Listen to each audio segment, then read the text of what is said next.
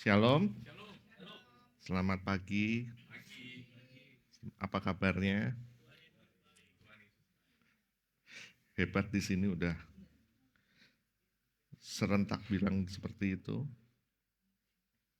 Oke, pagi hari ini kita akan, kalau minggu lalu kita belajar tentang T, total depravity, kemudian habis itu kita bicara tentang U atau unconditional election.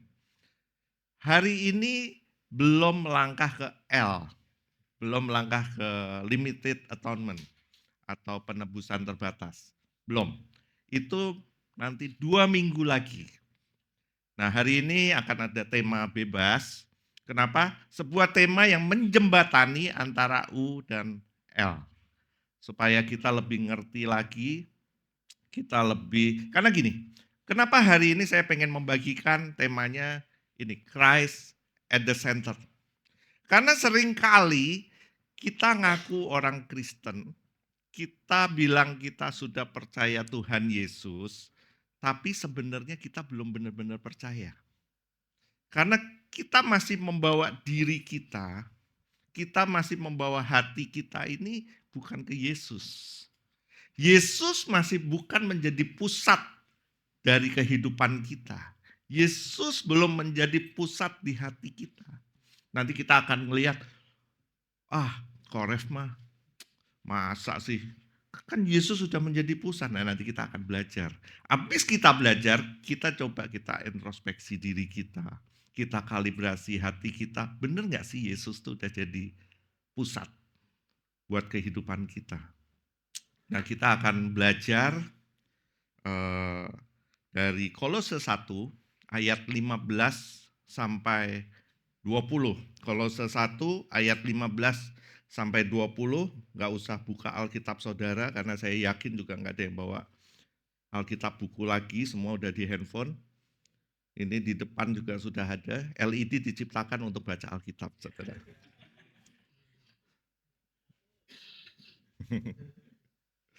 Diciptakan untuk baca Alkitab, gitu kan? Karena nggak ada yang bawa buku lagi sekarang. Oke, kita baca, saya yang biru, saudara yang hijau, ya. Saya yang ganjil, saudara yang genap. Kolose 1 ayat 15 sampai 20, topiknya adalah keutamaan Kristus. Ayat 15. Ia adalah gambar Allah yang tidak kelihatan, yang sulung, lebih utama dari segala yang diciptakan.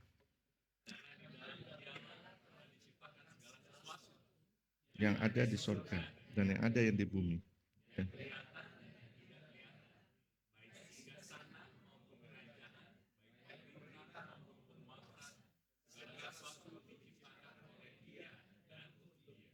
Ia ada terlebih dahulu dari segala sesuatu, dan segala sesuatu ada di dalam Dia.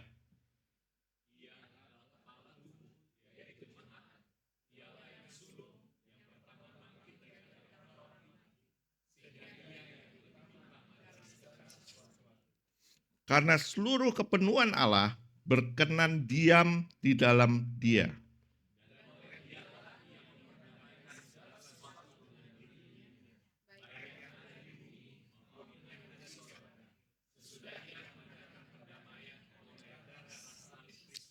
Berbahagialah orang yang mendengarkan firman Tuhan, menyimpan dalam hatinya, dan melakukan dalam hidupnya. Nah, seringkali kita tuh sebagai orang Kristen masih menggunakan lensa mata kita. Kalau Christ at the center, Kristus ada di dalam hati kita, Kristus adalah hidup kita, maka harusnya lensa yang dipakai itu lensanya Kristus, lensanya Tuhan. Tapi seringkali kita masih memakai lensa mata kita. Sehingga ketika kita menghadapi masalah, yang benar itu adalah yang menurut cara pandang kita. Benar atau benar? Cara pandang orang lain bisa dibilang salah, bahkan cara pandang firman Tuhan pun bisa dibilang salah. Karena kenapa? Karena kita masih memakai lensa mata kita, cara memandang masalah adalah cara memandang lewat mata kita. Nah, orang Kristen itu masih banyak yang pakai cara seperti itu. Gitu loh. Meskipun ngaku-ngaku Kristen. Ngaku Kristen, saudara. Ngaku Kristen itu belum tentu percaya. Orang Kristen itu belum tentu dia adalah orang percaya. Karena banyak yang ngakunya Kristen, yang ngakunya percaya, tapi sebenarnya nggak percaya. Dia masih lebih percaya kepada dirinya dia sendiri, menganggap dirinya dia adalah Tuhan dari kehidupannya. Dan bukan Yesus sebagai Tuhannya. Nah, kita perlu membahas ini. Kenapa? Karena sebenarnya hidup kita ini butuh sesuatu yang menjadi pusat di dalam hidup kita. Dan itu adalah Yesus itu sendiri. Kita hidup sebenarnya ini di dunia yang semakin ramai, saudara. Benar nggak? Semakin hari penduduk semakin bertambah. Semakin hari teknologi semakin berkembang. Semakin hari budaya itu semakin tercampur aduk. Maka dunia ini semakin ramai. Terlalu banyak suara. Suara yang mengintervensi. Suara teman-teman kita semakin banyak. Suara media sosial semakin kenceng. Gitu kan? Terlalu banyak pilihan juga.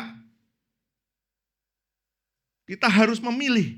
Setiap kali kita melangkah, setiap kali berjalan, kita harus memilih. Kadang kerja jalan. Ya kan? Kerjaan kadang-kadang hebat gitu. Tapi hati kita tetap masih kosong. Pelayanan aktifnya luar biasa. Setiap hari ke gereja, saudara. Gereja tutup, dia yang buka.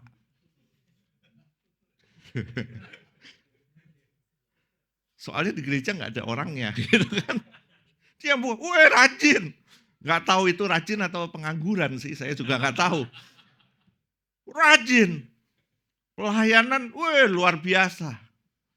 Tapi relasi, hubungan dengan teman-teman hancur. Nah, sebenarnya kita butuh pusat buat hidup kita. Nah, pusatnya itu sebenarnya bukan kita. Bukan kita. Banyak orang hidup terpecah antara pekerjaan, ya, keluarga, pelayanan, dan bahkan pencarian jati diri. Nah, ini berikut ada beberapa contoh konkret dari situasi dunia yang kehilangan pusat. Kenapa saya bilang ini dunia yang kehilangan pusat? Karena seringkali kita membawa hidup kita, pusat hidup kita ini adalah dunia. Kita lebih memilih dunia sebagai pusat hidup kita daripada Kristus yang menjadi pusat hidup kita. Kita lebih senang dibilang keren, ya, ngikutin tren daripada Kristus yang menjadi pusat hidup kita. Hari-hari ini anak muda seperti itu. Orang tua juga seperti itu sih. Gitu kan? Nah, contohnya satu. Hidup yang sibuk tapi hampa. Apa itu? Ini contohnya kayak gini. Banyak orang yang menyibukkan diri. Orang yang sibuk luar biasa kerja. Karirnya kayaknya naik terus gitu kan. Karirnya naik terus.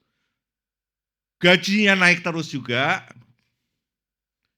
Tapi dia bilang gini, satu hari dia bertanya, ini sebenarnya buat apa sih? Hatinya bertanya, ini sebenarnya buat apa sih? Atau mungkin sebaliknya. Orangnya sibuknya luar biasa, tapi nggak ada hasil. Orangnya sibuknya luar biasa, kayaknya kerja ke sana ke sini, tapi hidupnya kekurangan terus. Nggak ada hasil. Akhirnya capek, terus dia bilang gini, ini sebenarnya buat apa sih? Ini semua untuk apa sih? Sering nggak seperti itu? Saya sih sering, saudara, seperti itu. Saya ngaku, saya sering seperti itu. Banyak mengerjakan segala macam hal, ketika diam, ini sebenarnya buat apa sih ini semua? Kenapa kita bisa bertanya seperti itu? Karena sebenarnya kita lagi meletakkan karir kita sebagai pusat. Bukan Kristus sebagai pusat. Tapi karir kita yang dilihat dunia. Semakin besar karir kamu, semakin hebat pekerjaan kamu, dunia akan melihat, oh ini orang hebat. Dan kamu lagi meletakkan karir kamu sebagai pusat. Bukan Yesus sebagai pusat hidup kamu. Contoh kedua, pelayanan yang menjadi identitas. Itu ya tadi, WL kondang, gitu kan.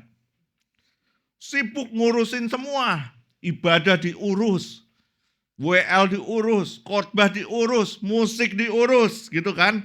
Semua diurus. Angkat-angkat bangku gereja diurus, kebersihan diurus, bikin kopi diurus, buka pintu pun diurus. Ada ya gitu ya. Kalau perlu saudara, kalau perlu, mulai dari buka pintu, jadi usher, habis jadi usher, dia setel sound system, habis setel sound system, dia main musik sambil nyanyi, WL, habis itu khotbah. Habis khotbah, apa? Doa berkat, gitu kan. Persembahan dulu, jangan lupa persembahan. Persembahan. Gereja kita ini lupa persembahan terus loh. Persembahan penting saudara. Penting. Kalau enggak ini AC siapa yang bayar? Persembahan penting. Nah kita, ini yang kasih pengumuman persembahan ya. Gini loh.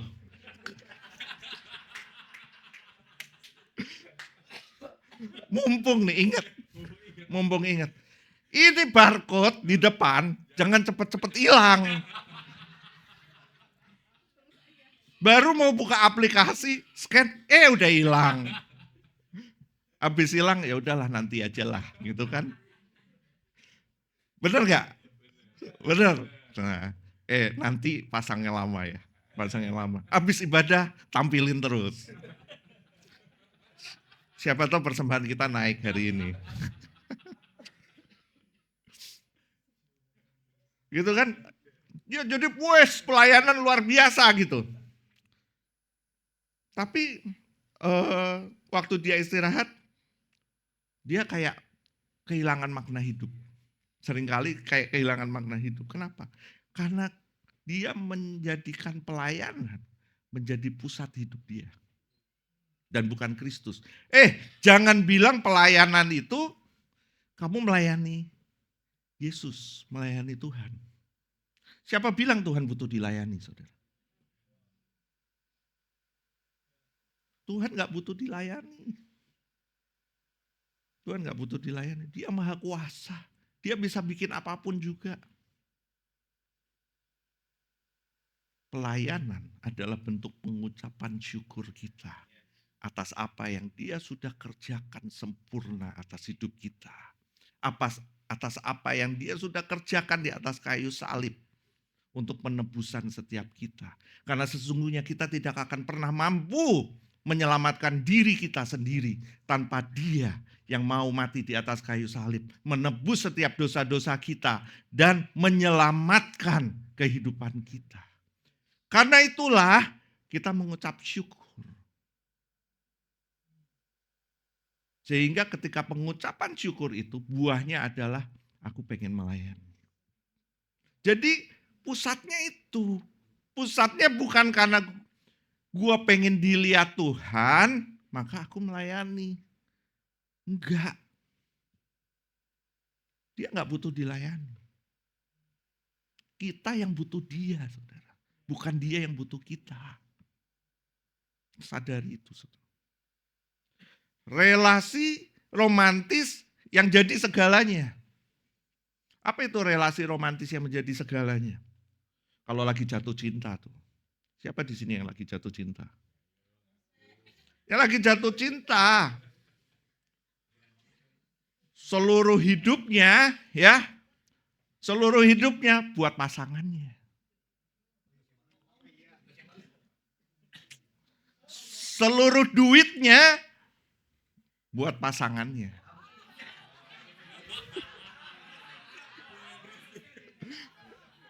Itu masih Yose ya kalau itu nggak tahu. Iya. Seluruh duitnya buat pasangannya. Ya kan itu ada yang bilang gini, kalau kamu mau lihat kamu tuh cinta kemana, lihat aja duitnya jatuhnya kemana gitu kan.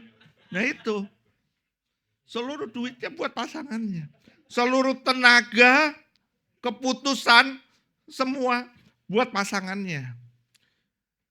Setiap hari berdua gitu. Kayak yang lain ngekos. Dunia milik berdua. Gitu. Tapi waktu hubungannya kandas gitu ya. Waktu putus dari pasangan, hidupnya runtuh saudara. Runtuh. Kayak ketimpa durian jatuh. Runtuh. Makan gak enak. Makan gak enak. Tidur gak nyenyak. Hah? Iya. Kalau saya sih stres malah makan saudara.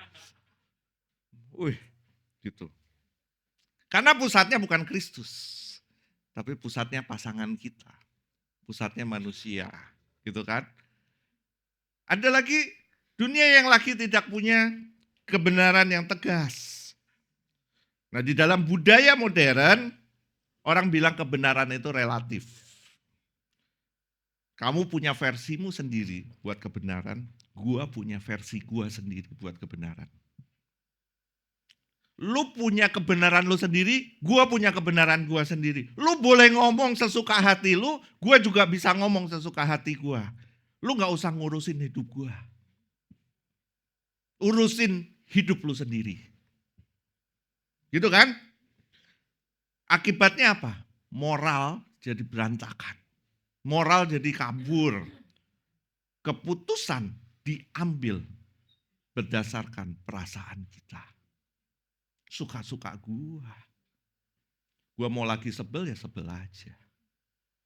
Gua lagi pengen sendiri, ya gua sendiri aja.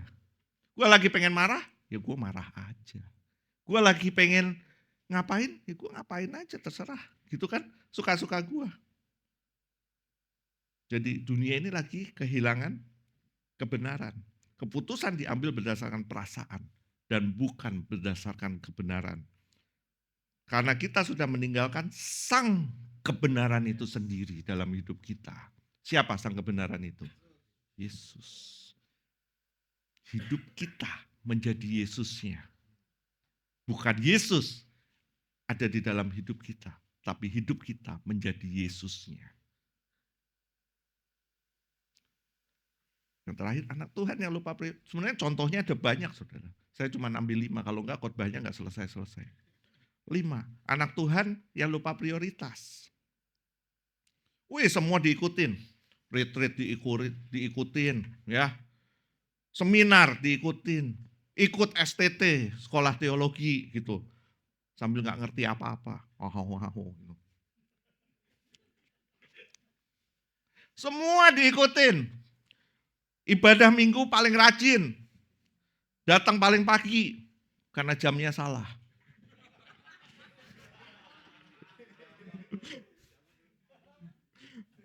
Ada loh teman kita di sini, saudara. Teman kita di sini. Kalau datang kayaknya setahun kita gereja berdiri, telat terus saudara. Telat terus. Hari ini, ya itu yang tadi. Kayaknya dia perlu buka pintu gereja. Hebat cepat banget. Iya, saya pasang jamnya salah. Kepagian. Nah itu, rajin banget. Tapi itu udah ikut semua tuh. Gereja paling rajin, ya. Seminar ikut STT, ikut retreat kalau ada retreat, ikut komsel, rajin. Tapi hidupnya tetap bingung. dan gampang jatuh. Kenapa? Karena Kristus hanya ada di pikirannya aja. Bukan di pusat hidupnya. Kalau Kristus cuma ada di pikirannya, saya pastiin, pasti gampang jatuh. Tapi kalau Kristus menjadi pusat hidup kita, Dia yang menjaga setiap hidup kita, saudara. Roh Kudus akan selalu menuntun setiap kita. Roh Kudus akan selalu menolong kita. Dia tahu semua tentang Kristus. Dia tahu semuanya tentang Kristus. Dia tahu semuanya tentang Injil. Dia tahu semuanya tentang kebaikannya. Tapi belum menjadikan Kristus sebagai pusat keputusan, prioritas, dan kerinduannya. Karena Kristus cuma ada di pikirannya. Kristus cuma menjadi teori dalam hidupnya. Itulah. Jadi pusat itu penting nggak, saudara? Penting. Kayak seperti gini, roda itu kalau nggak ada porosnya, itu nggak akan pernah jadi roda, saudara. Banyak orang hari ini hidup seperti roda yang kehilangan poros. Segala hal berjalan tapi nggak seimbang. Karir dikejar, relasi, pelayanan jalanin, tapi jiwa kita tetap kosong. Banyak orang menjadikan hal lain sebagai pusat hidup, pekerjaan jadi pusat hidup, pasangan hidup jadi pusat hidup, keluarga, pelayanan, bahkan diri sendiri. Dan kita sering mencoba membangun hidup di atas fondasi pun yang rapuh. Hidup kita ini rapuh, saudara. Apa itu? Pencapaian kita, pengakuan kita, kekayaan kita, bahkan pelayanan. Kalau itu semua kita lakukan, hasilnya apa? Kita akan krisis identitas. Kita akan lelah secara rohani. Bahkan kita akan putus asa. Kita nggak bisa ngapa-ngapain. Nah pertanyaannya, siapa dan apa yang menjadi pusat hidupmu saat ini? Nah di dunia yang hari ini mengajarkan bahwa pusat hidup itu ada di dalam diri kita sendiri. Dunia mengajarkan seperti ini. Pusat hidup itu ada di dalam diri kita sendiri. Dia mengatakan, ikuti hatimu. Kamulah penentu masa depan. Sering nggak dengar kayak gitu? Kamulah penentu masa depan. Itu dunia ngajarin. Nah budaya hari ini juga ngajarin gini, menolak kebenaran mutlak dan menggantikannya dengan narasi pribadi. Hasilnya banyak kebenaran, tapi nggak ada pegangan. Itu hari ini seperti itu. Nah saya mau membahas dari Kolose. Kenapa tadi kita baca Kolose?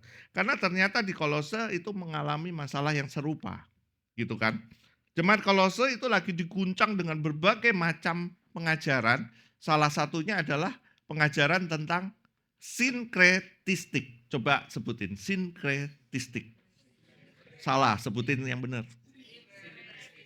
Ya, soalnya saya belajar ini ribet banget mulut saya gitu. Jadi jangan saya sendiri, saudara juga.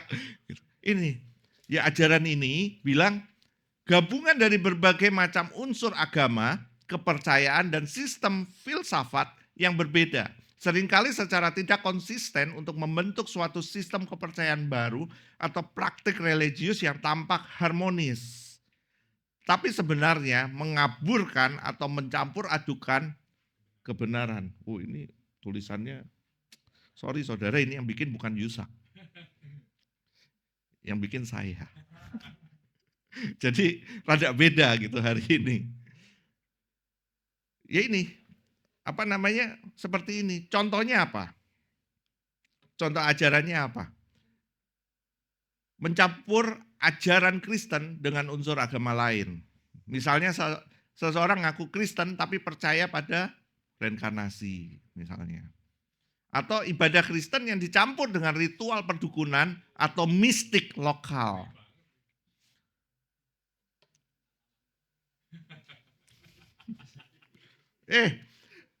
Perdukunan itu contohnya apa tuh enggak? Contohnya, perdukunan. Kamu kalau ke dukun seringnya ke dukun apa? Enggak, saya nanya, kamu kalau ke dukun, ya, seringnya ke dukun apa? Pesugihan. Pesugihan ya, berarti cari kaya. Terus, dukun apa?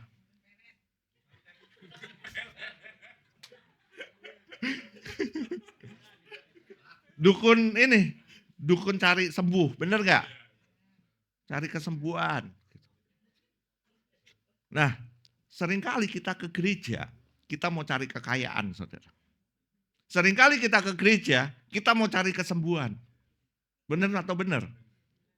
Kita cari kekayaan, kita cari kesembuhan, kita cari semua yang sebenarnya dipraktekin sama dukun-dukun pun bisa.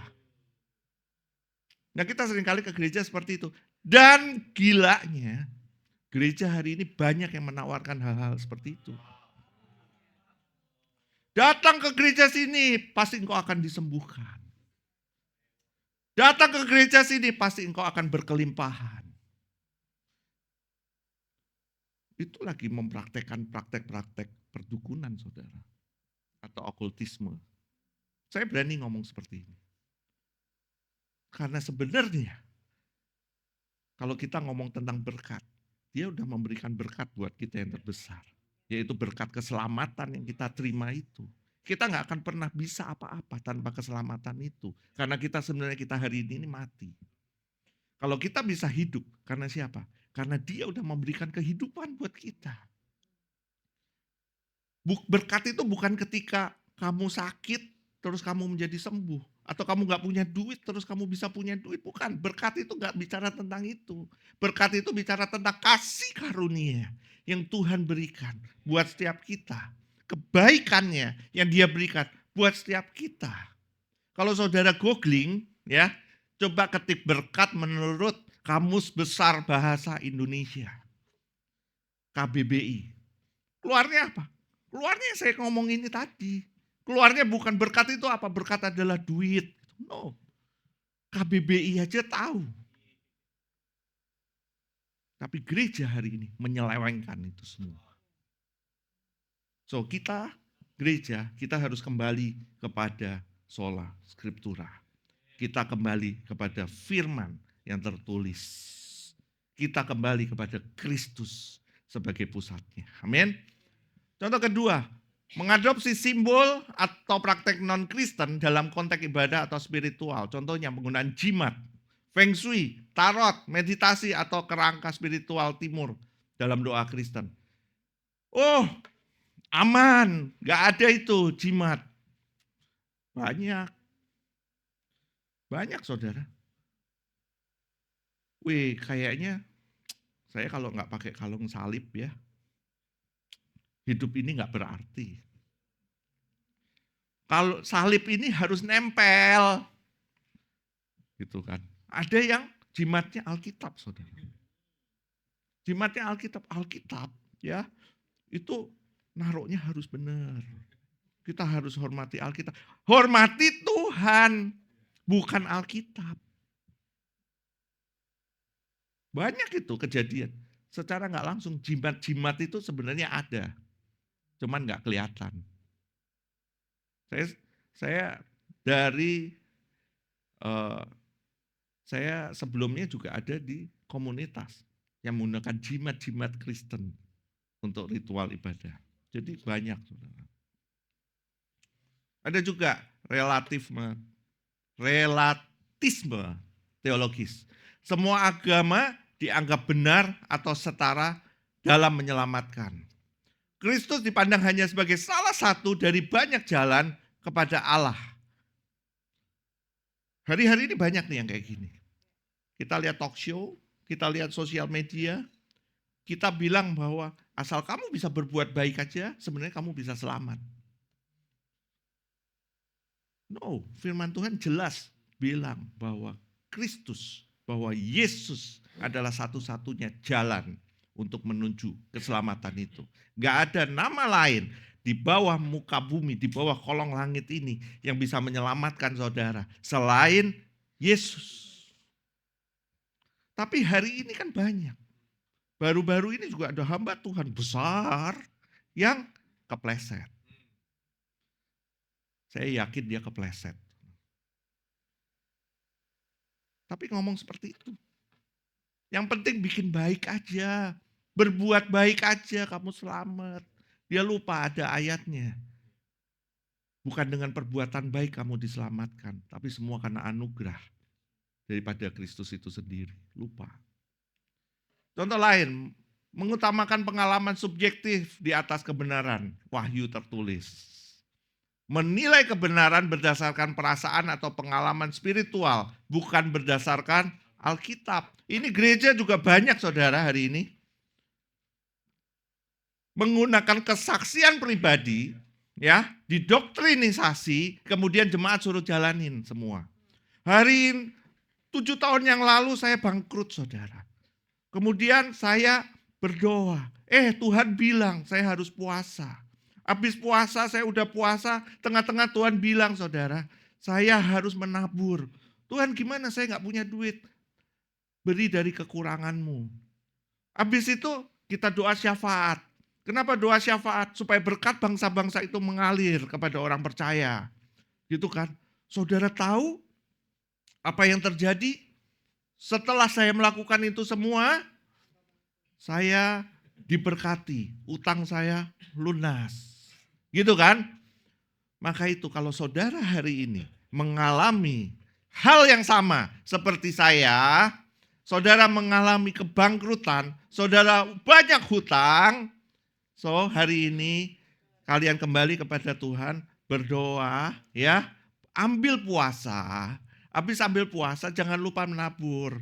Jangan lupa kasih perpuluhan ke gereja, buah sulung ke gereja, jangan lupa kasih persembahan yang banyak, gak punya persembahan, dari kekuranganmu. Jangan lupa kamu doa syafaat, doakan bangsa-bangsa untuk supaya itu semua mengalir ke dalam hidupmu. Maka saya percaya Tuhan akan membukakan tingkap-tingkap langit dan mencurahkan berkatnya buat kalian semua. Kayak sering dengar ya gitu ya saudara ya. Kayak sering dengar ya kayak gitu ya. Gitu. Itu yang dibilang pengalaman spiritual dijadikan doktrin. Bukan kembali kepada firman Tuhan. Jadi gereja udah banyak kesesatan juga hari ini. Menggunakan perasaan. Ngomong sesuatu pakai perasaan kita, tapi memakai nama Tuhan. Tuhan berkata. Gitu kan? Tuhan berkata, kamu harus gini. Di surga, gua gak ngomong gitu kayaknya. Pakai perasaan. Padahal semua yang Tuhan mau sudah tertulis di dalam firman Tuhan. Maka itu kembali kepada firman. Amin. John Calvin, bukan Poli, bilang, hati manusia adalah pabrik berhala, cenderung menciptakan campuran religius yang sesuai dengan selera, bukan setia pada firman. John Calvin menulis bahwa agama yang benar adalah hasil dari penyembahan kepada Allah yang benar, sebagaimana ia menyatakan dalam dirinya dalam kitab suci, tidak ditambah atau tidak dikurang. Jadi seperti pada jemaat di Kolose yang tadi kita bahas, kita hidup di tengah dunia yang menawarkan banyak pusat alternatif. Sekarang yang bentuknya alternatif ini lebih laku saudara. Musik alternatif juga laku banget gitu. Kesehatan, dokter alternatif juga laku. Semua yang alternatif laku. Yaitu apa? Pusat karir, identitas dari pekerjaan. Kalau pusatnya relasi, identitas dari siapa yang mencintai kita. Pusat pelayanan di gereja, identitas dari betapa bergunanya kita di gereja. Pusat relasi juga bisa bicara gini, dalam keluarga dia yang paling kaya nih. Dia yang paling banyak duit. Maka itu dia yang paling bisa memengaruhi keluarga. So kita pusatnya bukan Kristus lagi, tapi pusatnya dia yang paling banyak duit itu. Atau mungkin di gereja, dia yang paling banyak duit. Jadi kita harus lihat dia, apa yang dia omongin itu yang boleh dijalankan. So, pusatnya bukan Kristus, tapi semua itu pasti akan runtuh. Pasti akan runtuh. Jika bukan Kristus yang jadi pusatnya. Amin. Kalian juga main musik, boleh punya idola siapa. Tapi jangankan jadikan dia jadi pusat hidupmu. Kristus yang jadi pusat hidupmu. Kolose 1:15 ayat 20, dari ayat 15 sampai 17, bicara gini, ialah gambar Allah yang tidak kelihatan. Tadi baru intro saudara, belum masuk khotbahnya. 15, ia adalah gambar Allah yang tidak kelihatan, yang sulung lebih utama dari segala yang diciptakan. Karena di dalam dialah telah diciptakan segala sesuatu yang ada di sorga dan yang ada di bumi, yang kelihatan dan yang tidak kelihatan, baik singgasana maupun kerajaan, baik pemerintah maupun penguasa. Segala sesuatu diciptakan oleh Dia dan untuk Dia. Ia ada terlebih dahulu dari segala sesuatu dan segala sesuatu ada di dalam Dia. Nah, kata gambar di ayat ini dari kata Yunani eikon, berarti representasi sempurna atau manifestasi yang nyata. Bukan sekedar refleksi atau salinan seperti cermin, tapi penyataan nyata dari siapa Allah itu. So kalau kita pengen tahu Allah itu seperti apa, refleksi yang nyatanya itu ada di dalam Yesus. Karakter nyata Allah itu ada di dalam anaknya, yaitu Yesus. Seringkali kita bingung, Allah itu gimana ya? Nah, lihat Yesus. Tapi kalau Yesus ada di dalam kita, Yesus menjadi pusat hidup kita, sebuah yang dihasilkan dalam hidup kita, itu pasti adalah karakter yang baik. Amin. Nah, kata sulung itu dari bahasa Yunani prototokos. Berarti tidak berarti yang pertama diciptakan, karena konteksnya bukan urutan waktu. Jadi waktu manusia itu kronos, saudara. Kronos itu dari kronologi. Jadi kalian kapan lahir, kapan umur 1, 2, 3, sampai kapan akhirnya kerja, sampai kapan akhirnya meninggal. Itu kronos, kronologi. Nah, waktu Tuhan itu kairos. Maka itu kita nggak pernah nyambung. Pikiran Tuhan dengan pikiran kita itu kadang nggak nyambung. Kenapa? Karena kita kronos, dia kairos. Dia melihat itu tuh langsung dalam satu waktu, dia bisa melihat semuanya. Kalau kita mesti step by step. Gitu kan? Dalam budaya Yahudi, sulung adalah istilah kehormatan yang punya hak waris dan otoritas atas seluruh keluarga. Jadi di budaya dalam budaya Yahudi, yang terima warisan itu cuma yang sulung.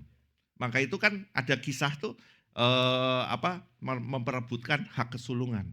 Nah, Kristus itu adalah yang sulung di antara kita semua. Dalam konteks ini berarti Kristus adalah yang paling berotoritas, yang tertinggi, yang utama atas ciptaan. Kristus itu udah yang paling berdaulat. Dia yang paling luar, gak ada manusia manapun juga, figur manapun juga yang bisa menyerupai Kristus. Itu yang dia mau tegaskan. Dia menekankan bahwa Kristus itu tidak termasuk dalam ciptaan, tapi dia adalah pencipta itu sendiri. Nah, aplikasinya gini, Yesus itu bukan hanya utusan atau nabi besar. Seringkali kita membuat Yesus itu seperti nabi kita. Gitu kan. Memposisikan dia itu seperti nabi atau hanya sebagai utusan. Maksud saya gini, sehingga kita memposisikan diri kita itu jadi Kristusnya, jadi Yesusnya. Karena dia sebagai nabi aja. Tapi sebenarnya gini, dia sepenuhnya adalah Allah dan sepenuhnya juga manusia. Nah, kita bisa mengenal Allah itu melalui Yesus. Tanpa Yesus kita nggak bisa mengerti Allah itu siapa sebenarnya. Yang kedua, Kristus juga sebagai pusat teologi dan ibadah. Karena Kristus adalah gambar Allah dan yang sulung atas ciptaan dan seluruh hidup, kita harus berpusat padanya. Kristus bukan hanya tambahan dalam hidup. Nah, ini penting. Kristus bukan hanya tambahan dalam hidup. Seringkali hidup kita ini kita tambahin Kristus. Gitu kan? Kita mengerjakan banyak hal, jangan lupa libatkan Kristus ya. Jangan lupa libatkan siapa? Tuhan ya. Gitu kan? Jangan lupa libatkan Tuhan dalam pekerjaan kita. Jangan lupa libatkan Tuhan dalam keluarga kita. Siapa masih sering seperti itu? Kok ngelibatin Tuhan? Enggak salah itu. Emang Tuhan kacung kita? Emang Tuhan budak kita yang kita bisa perintah-perintah? Melibatkan Tuhan dalam pekerjaan kita? No, bukan melibatkan. Dia yang pegang kendali semuanya dalam hidup kita. Dia yang pegang kendali semua dalam pekerjaan kita. Dia pegang kendali semua di dalam keluarga kita. Bukan dia melibatkan, dia punya bagian. No. Kristus bukan tambahan hidup. Dia adalah pusat hidup. Dia adalah pusat gereja dan dunia. Mau tahu seperti apa Tuhan? Ya lihat Kristus. Itulah Tuhan. Nah, di ayat 16 bilang gini, segala sesuatu diciptakan oleh Dia dan untuk Dia. Di dalam Dialah telah diciptakan segala sesuatu. Kristus adalah sumber dan dasar penciptaan segala sesuatu ada karena Dia. Gitu. Ayat 16 juga bilang, yang ada di sorga dan yang ada di bumi, yang kelihatan dan tidak kelihatan, Kristus menciptakan semua dimensi realitas baik fisik, alam semesta maupun spiritual, malaikat atau roh. Dikatakan juga baik singgasana maupun kerajaan, pemerintah maupun penguasa. Semua kekuasaan dan otoritas termasuk kekuatan rohani dan pemerintahan duniawi ada di bawah kuasa Kristus. Di ayat 16 juga dibilang segala sesuatu yang diciptakan oleh Dia dan untuk Dia. Kristus bukan hanya pencipta, tapi tujuan akhir dari seluruh ciptaannya, semua dicipta untuk kemuliaannya. Jadi segini besarnya Kristus berdaulat atas dunia ini, atas kehidupan kita. Tapi kita masih nggak menjadikan Kristus sebagai pusat dalam hidup kita. Hidup kita bukan milik kita. Kita dicipta untuk Dia. Bukan Dia mencipta, kita ini dicipta untuk Dia sebenarnya. Gitu loh. Dan apapun yang kita lihat dan alami, Kristus ada di atasnya dan berdaulat secara penuh. Jadi segala hal yang kamu lihat hari ini, mau langit, ya, mau laut, daratan, seni musik mungkin, atau apapun juga, itu semua dicipta lewat Yesus. Dan semua akan kembali ke Dia. Jadi Dia bukan bagian dari cerita, tapi Dia itu penulisnya. Yesus itu yang bikin, Tuhan itu yang bikin semua skenarionya. Amin. Kolose ayat 18. Ia kepala tubuh yaitu jemaat. Ialah yang sulung yang pertama bangkit dari antara orang mati sehingga ia lebih utama dalam segala sesuatu. Ia adalah kepala. Jadi Kristus adalah kepala gereja. Ini penting saudara. Tiap hari Minggu saudara ke gereja, tapi yang jadi kepala kadang-kadang bukan Kristusnya. Yang jadi kepala adalah gembalanya. Kristus adalah kepala gereja. Dia kepala tubuh, yaitu jemaat. Kristus adalah pemimpin, sumber kehidupan dan otoritas tertinggi di gereja. Tanpa kepala, tubuh mati. Tanpa Kristus, gereja tidak hidup. Seringkali Yesus cuma jadi pajangan doang. Cuma ditulis Yesus gitu. Tapi dia bukan kepala tertinggi, bukan otoritas tertinggi. Otoritas tertinggi, kepala tertingginya, gembalanya. Kalau nggak sesuai dengan keinginan gembalanya, pecat gitu kan. Keluar dari gereja gitu. Wes bisa marah-marah. Kristus sebagai pusatnya. Nah, dia Yesus adalah yang pertama bangkit dalam tubuh kemuliaan, menjadi jaminan kita kelak. Ayat 18 juga bilang, sehingga ia yang lebih utama dari segala sesuatu. Kristus adalah yang paling utama dalam ciptaan, dalam gereja, dan dalam kehidupan kekal. Ia layak menjadi pusat segalanya. So, jadi Kristus bukan hanya bagian dari gereja, tapi dia pemilik dan pusatnya. Segala pelayanan, pengajaran, dan visi gereja harus berpusat pada Kristus. Bukan program, popularitas, atau pemimpin manusia. So, Kristus itu yang menjadi pusat segalanya di dalam gereja. Gitu kan? Kadang-kadang saya bingung nih. Bingung bener. Ada gereja ya, ada gereja yang pakai nama gembalanya, saudara.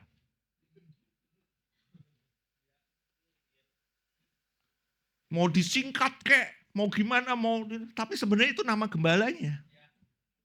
Gitu. Yang jadi pusat Kristus atau gembalanya sih? Kadang-kadang, ingat, saya yang pegang visi. Saya yang pegang visi gereja. Saudara yang pegang visi gereja itu Kristus. Bukan gembala saudara. Kristus. Kadang-kadang saya bingung loh, serius gitu. Pede banget gitu. Tapi itu yang terjadi saudara. Program, popularitas.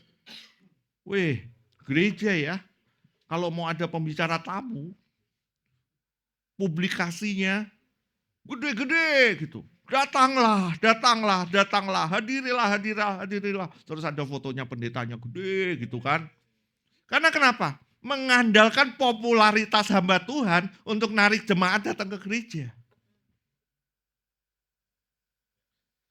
Ada yang tanya, Pak, kok di UC nggak pernah ada promosi siapa yang khotbah sih? Nggak pernah ada promosi siapa yang khotbah minggu depan sih? Terus promosinya kok nggak pernah ada fotonya, nggak pernah ada gitu. Saudara, saya pengen, karena Kristuslah yang menjadi pusat. Jadi bukan masalah siapa pembicaranya di tempat ini. Bukan siapa yang ngajar di tempat ini. Tapi firmannya, tapi Kristusnya itu yang menjadi pusat di tempat ini. Bukan pendetanya. Gembalamu ini, atau yang ngajar di depan ini nggak kalah bobroknya sama kalian. Masih juga jatuh dalam dosa terus, gitu kan. Masih bergumul dalam dosa terus. Sama. Kita semua sama. Cuman bedanya saya berdiri di depan, ya, dapat kewajiban, dapat untuk mengajar. Jadi saudara pun itu sama kedudukannya dengan saya. Kita semua sama di hadapan Tuhan. Enggak beda. Saya enggak lebih kudus dari saudara. Saya enggak lebih benar dari saudara. Kita sama. So, kalau masih merasa, saya yang lebih hebat, saya lebih bertobat, saudara. Jadi gereja seperti itu. Gereja bukan tentang program, bukan tentang lampu, bukan tentang pendeta favorit. Jadi gereja itu hari ini lebih jadi gereja entertainment, saudara. Bikin yang keren gitu kan. Gitu bikin yang keren. Lampunya mesti gini, lampunya mesti yang keren. Sehingga apa? Kadang-kadang nih, untuk membangun atmosfer ceritanya gitu kan. Supaya saudara bisa datang, terus saudara bisa nangis gitu kan. Kalau nangis itu kerasanya hadirat Tuhan gitu kan.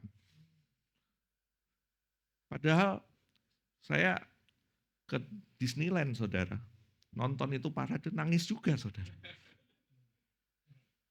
Nonton drakor, nangis juga.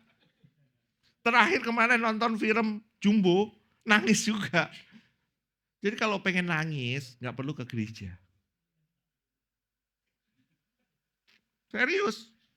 Kalau kamu mau menangisi dirimu sendiri, ya kan? Kan seringkali kita ke gereja, firmannya menyentuh, terus kita nangis karena kenapa? Tuhan, gua begini Tuhan. Aduh, gua udah begini Tuhan. Terus kita menangisi diri kita sendiri. Seringkali kita seperti itu di gereja. Kita menangisi diri kita sendiri. Habis nonton film pun, kita juga bisa menangisi diri kita sendiri. Kok gua nggak kayak gitu ya? Itu lebih hebat. Gue menangisi diri gue sendiri. Waktu nonton film Jumbo misalnya, kita lihat, waduh, keluarganya seperti itu ya. Terus kita ingat keluarga kita, terus kita nangis juga, gitu kan? Gak perlu ke gereja, saudara. Gak perlu ke gereja. Pendeta favorit datang ke gereja kalau yang khotbah, pendeta favorit saudara, gitu kan? Kalau Yesus bukan pusat, itu bukan gereja. Itu sekedar komunitas sosial. Kristus harus jadi pusat dari segala hal yang kita ajarkan, kita nyanyikan, dan lakukan. Untuk WL juga mesti ingat yang dinyanyiin di depan. Kalau bukan Kristus yang menjadi pusat, nggak usah nyanyiin. Nggak usah nyanyiin. Banyak lagu rohani bagus ya. Lagu rohani bagus, tapi sebenarnya itu menangisi diri dia sendiri. Bukan nyanyi karena kebesaran Tuhan, bukan. Bukan nyanyi karena menceritakan tentang betapa Yesus sudah melakukan semuanya buat kita. Bukan. Bukan pengagungan buat Yesus, buat Tuhan, bukan. Tapi lagunya menangisi diri kita. Menangisi diri kita, kemudian habis menangisi diri kita, baru disambung-sambungin gitu kan. Gitu. Saya nggak bisa kasih contoh, nanti kena hak cipta. Tadinya mau nyanyi, saudara. Tapi nanti takut kena hak cipta.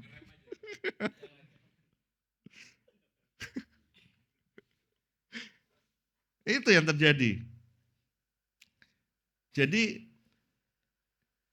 ini yang perlu jadi perhatian kita. Apakah Kristus sudah menjadi pusatnya? Ayat terakhir bilang gini. Karena seluruh kepenuhan Allah berkenan diam di dalam Dia. Dan oleh Dialah ia memperdamaikan segala sesuatu dengan dirinya, baik yang ada di bumi maupun yang ada di sorga, sesudah ia mengadakan pendamaian oleh darah salib Kristus. Kristuslah pendamai segala sesuatu. Melalui darah salibnya, ia mendamaikan segala sesuatu. Dalam konteks Kolose ini, dibilang Paulus sedang menunjukkan kedudukan sentral Kristus. Jadi bukan hanya di dalam penciptaan, atau bukan hanya di dalam gereja, tetapi juga di dalam rekonsiliasi seluruh ciptaan. Jadi salib Kristus, darahnya, itu bukan hanya bicara tentang penciptaan atau gereja, tapi bicara tentang keseluruhan hidup kita, keseluruhan yang ada. Salibnya bicara tentang itu. Nah, kata pendamaian, apokatalasso, itu bicara istilah Yunani ini lebih kuat dari kata biasa untuk damai. Jadi ini melebihi kata damai yang kita sering jumpai di dunia. Ini lebih di atas itu. Menggambarkan pemulihan relasi yang benar antara pihak yang benar-benar bermusuhan, yaitu antara Allah yang kudus dengan ciptaan yang sudah rusak oleh dosa. Jadi sebenarnya Allah dengan manusia ini benar-benar terputus. Benar-benar gak bisa nyambung karena dosa benar-benar memisahkan hal itu. So kita gak akan pernah bisa bersatu dengan Allah. Nggak akan pernah bisa. Ini bukan hanya soal emosi damai, tapi pemulihan relasi hukum, rohani, dan kosmis. Kosmis itu apa? Kosmis itu seluruh ciptaan yang teratur dari Allah, yang ada di seluruh alam semesta ini. Itulah kosmis. Nah, subjek pendamaiannya itu apa? Segala sesuatu. Dosa tidak hanya merusak relasi antara manusia dan Allah, tapi juga merusak tatanan kosmos. Salib Kristus adalah alat Allah untuk merestorasi semua ciptaan. Ini bukan ajaran universalisme bahwa semua diselamatkan, tapi bahwa segala sesuatu ditaklukkan kembali kepada Kristus, baik dalam keselamatan bagi yang percaya maupun dalam penghakiman. Salib, melalui salibnya, melalui darahnya, ini menunjukkan bahwa pendamaian bukanlah tindakan simbolik, tapi melibatkan pengorbanan yang nyata, berdarah, dan menggantikan. Salib bukan cuma sekedar legenda. Salib bukan sekedar cerita dongeng. Salib adalah tindakan nyata pengorbanan dari Yesus Kristus untuk kita. Salib benar-benar mencurahkan darahnya untuk setiap kita. Darah dalam Alkitab adalah lambang nyawa yang dikorbankan. Yesus dikorbankan buat setiap kita. Untuk kita ini loh yang terpisah dari Allah. Kita yang terpisah dari Bapa boleh dipersatukan oleh Yesus lewat pengorbanannya di atas kayu salib, lewat pencurahan darah Yesus. Salib juga sebagai tempat penghakiman dan kasih bertemu. Di salib Allah menunjukkan keadilannya karena dosa tidak diabaikan. So kita seharusnya yang ada di atas kayu salib itu. Kita yang seharusnya disalib. Karena kenapa? Kita adalah berdosa. Kita gak berdaya. Kita sebenarnya yang harusnya mendapatkan murka dari Allah. Tapi juga kasihnya. Karena ia sendiri dalam Kristus menanggung murka itu. So Kristus menanggung yang seharusnya murka yang menjadi bagian kita. Ditanggung di atas kayu salib. Karena kasihnya untuk setiap kita. So disalib murka Allah dan kasihnya itu berciuman. Salib juga sebagai titik balik sejarah dunia. Salib bukan rencana cadangan. Karena salib itu sudah ada dari dulu. Sudah direncanakan dari dulu. Dari semula untuk menebus dunia. Di salib Taman Eden yang rusak mulai dipulihkan dan tatanan ciptaan ditarik kembali ke dalam shalom yang benar. Dengan salib, Kristus bukan hanya menyelamatkan individu, tapi memulai restorasi segala sesuatu yang akan disempurnakan saat Ia akan datang kembali. Karena salib, kita semua telah diperdamaikan dengan Allah. Kolose 1 ayat 20 berkata, Ia mendamaikan segala sesuatu oleh darah salib Kristus. Kita yang dulunya musuh Allah, sekarang dapat datang mendekat tanpa rasa takut lagi. Tirai itu sudah terbelah. Tirai itu sudah terbelah. Kita bisa menggapai hadiratnya hari ini. Tanpa rasa takut, tanpa rasa ragu. Gak ada lagi tembok pemisah. Kita hidup dalam damai dengan Allah.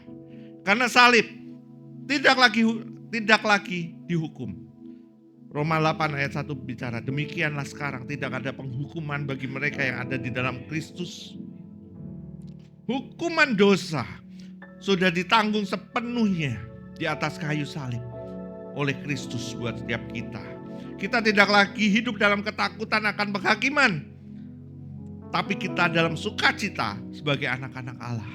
Kita adalah anak-anak kemenangan, saudara. Dia sudah mati di atas kayu salib, membawa kemenangan itu buat setiap kita. So hari ini kita melangkah bukan dari kekalahan. Hari ini kita melangkah dari kemenangan. Kita adalah anak-anak kemenangan itu. Kita berjalan hari ini bukan untuk merebut lagi kemenangan, karena kita sudah menang. Kristus sudah menang buat setiap kita. Bukan karena perbuatanmu, bukan karena usahamu, bukan karena perbuatan baikmu engkau diselamatkan, tapi semua karena kasih karunia yang dilimpahkan kepada setiap kita, orang-orang yang dipilihnya. Amin. Diundang untuk hidup baru. Galatia 2 ayat 20. Aku telah disalibkan dengan Kristus, sekarang aku hidup dalam iman, dalam anak Allah. Salib bukan hanya tentang pengampunan, tapi juga panggilan untuk hidup dalam identitas yang baru. Hari ini kita sudah punya identitas yang baru. Kita adalah anak-anaknya. Saudara, malaikat jatuh. Dia dibiarkan. Kita jatuh, diangkat. Kita jatuh, ditebus. Malaikat gak bisa panggil dia Bapa. Kita, anak-anaknya, bisa panggil dia Bapa. Siapa kita, saudara? Siapa kita? Kita adalah orang yang gak berharga. Kita adalah sampah. Tapi dia mau pungut sampah ini. Dia mau pungut yang gak berharga ini, supaya menjadi berharga. Dan dia yang sangat berharga, mau tidak menjadi berharga, mau untuk menjadi tidak berharga, supaya kita yang tidak berharga ini menjadi berharga. So, jangan kebalik. Bukan karena kita berharga dia menebus kita, tapi sesungguhnya kita ini gak berharga dan dia yang berharga. Dia mau menerima murka itu. Dia mau menjadi tercela di atas kayu salib, supaya kita yang tercela ini menjadi berharga.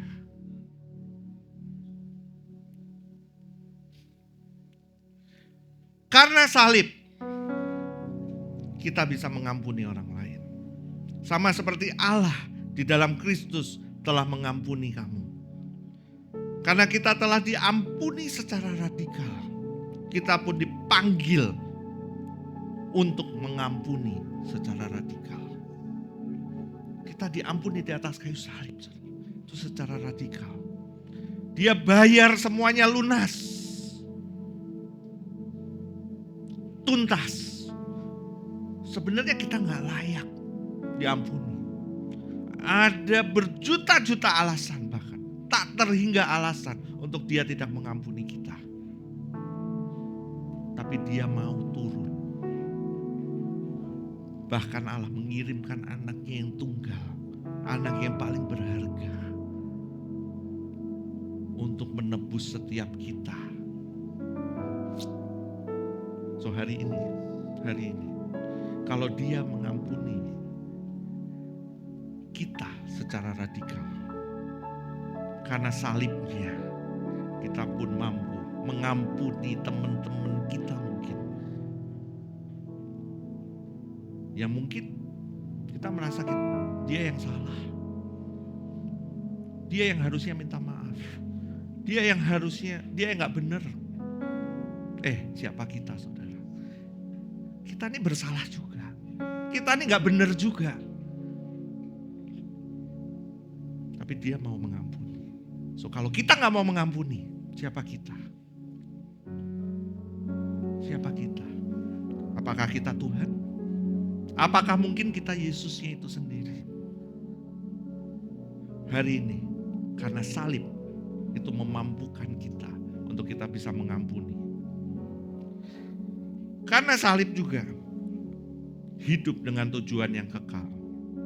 2 Korintus 5 ayat 15. Supaya mereka yang hidup tidak lagi hidup untuk dirinya sendiri, tetapi untuk Dia yang telah mati dan dibangkitkan untuk mereka. Hidup kita ini bukan soal apa yang aku mau lagi, tapi apa yang Kristus mau buat diriku hari ini. Salib itu memberikan arah. dan bukan sekedar pengampunan. So, hidup dengan tujuan yang kekal. Hari ini kita berjalan dengan harapan yang pasti, dengan kepastian bahwa kehidupan yang kekal itu udah menjadi milik kita. Kita melangkah bukan seperti Robin Hood lagi, saudara, yang memanah segala arah. No, mata kita sekarang tertuju hanya kepada Kristus yang memberikan kehidupan yang kekal itu buat setiap kita.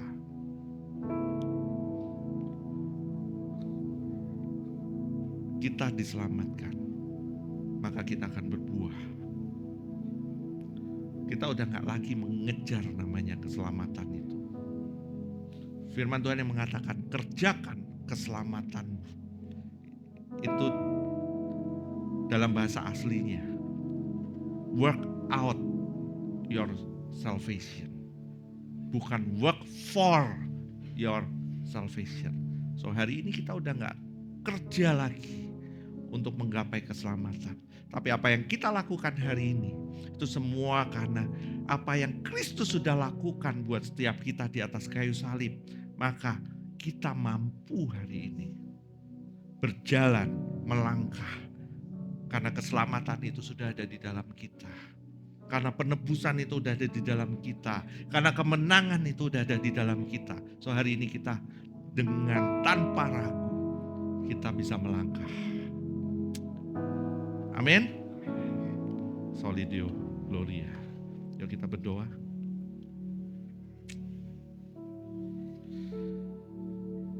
Terima kasih Tuhan untuk firman-Mu pada hari ini. Bahwa kami percaya bahwa semua ini karena anugerah-Mu, semua ini karena kebaikan-Mu. Kami gak akan pernah ada di tempat ini, kami tidak akan pernah ada di sini selain Engkau yang telah memberikan kebaikan-Mu atas setiap kami, Tuhan. Engkau yang memberikan anugerah-Mu atas setiap kami. Terima kasih Tuhan, terima kasih. Kami ingin mengucap syukur untuk itu semua. Dan biar firman ini menjadi rema buat setiap hidup kami. Firman ini boleh menjadi kehidupan karena Engkau sendiri ada di dalam firman ini, Tuhan. Terima kasih. Hanya di dalam nama Tuhan kami Yesus Kristus kami berdoa. Haleluya. Amin. Amin. Amin.